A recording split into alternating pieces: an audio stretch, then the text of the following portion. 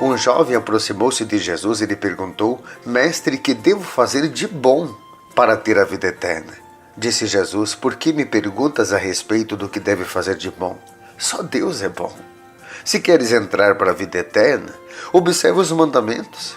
Quais? Perguntou então ele. Jesus respondeu: Não matarás, não cometerás adultério, não furtarás, não dirás falso testemunho, honra teu pai e tua mãe. Amarás o teu próximo como a ti mesmo.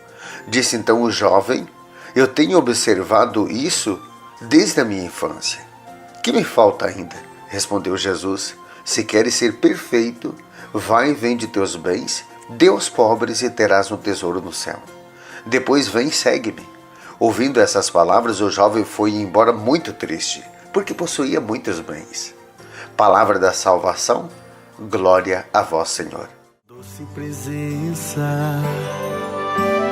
és tu, Jesus, que neste altar és o Cordeiro imolado,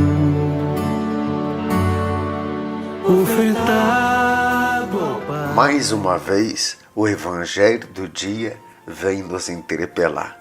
Veja só a reação daquele jovem quando se depara com o Mestre. Em primeiro lugar, ele tinha um desejo muito grande de alcançar a vida eterna. E essa é uma qualidade que talvez nem todos tenham.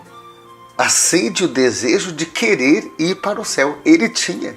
Mais ainda, esse jovem, quando pergunta ao Senhor o que eu devo fazer de bom para alcançar a vida eterna, Jesus então diz que ele deveria viver os mandamentos, observar os mandamentos da lei de Deus, e ele responde que já vivia os mandamentos.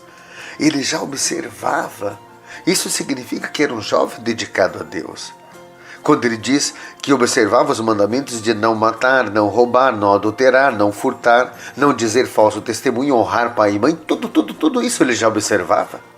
Agora Jesus vai mais longe, porque aquele jovem de fato queria a perfeição, a santidade, e só faltava uma coisa: ele se desprender dos bens materiais.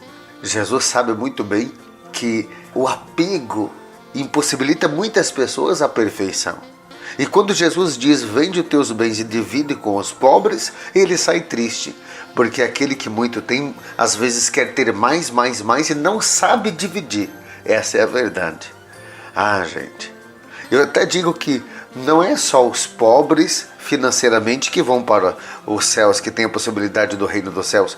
Já na época de Jesus havia muitos ricos. O exemplo, por exemplo, de Mateus, de Zaqueu.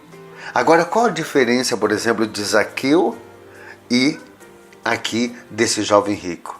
É que Zaqueu aceita dividir. Quando Jesus está passando, e você deve lembrar daquela passagem do capítulo 19 de São Lucas, quando Jesus ia passando, encontra Zaqueu em cima daquela árvore e diz: Zaqueu, desce porque eu vou ficar hoje na sua casa. Ele desce imediatamente e diz: Senhor, eu quero dividir 4 vezes a mais, ou seja, devolver 4 vezes a mais tudo aquilo que eu roubei. Eu quero dividir. E ali Jesus diz: hoje entrou a salvação na sua casa, porque de fato ele estava se desprendendo daquilo que ele tinha. Olha, gente, o dom da partilha, e digo sobretudo nesse tempo de pandemia, é um dom do Espírito Santo. É uma dádiva tão grande nós sabemos partilhar, que o Senhor está oferecendo nada menos do que o céu para aqueles que de fato sabem se desprender e sabem renunciar às coisas desse mundo para dividir.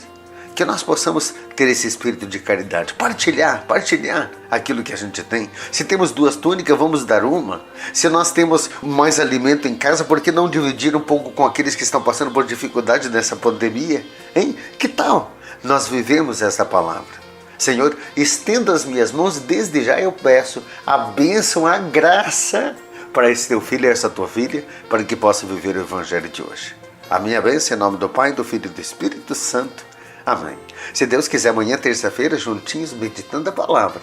Compartilhe o Evangelho do dia. Fique na paz.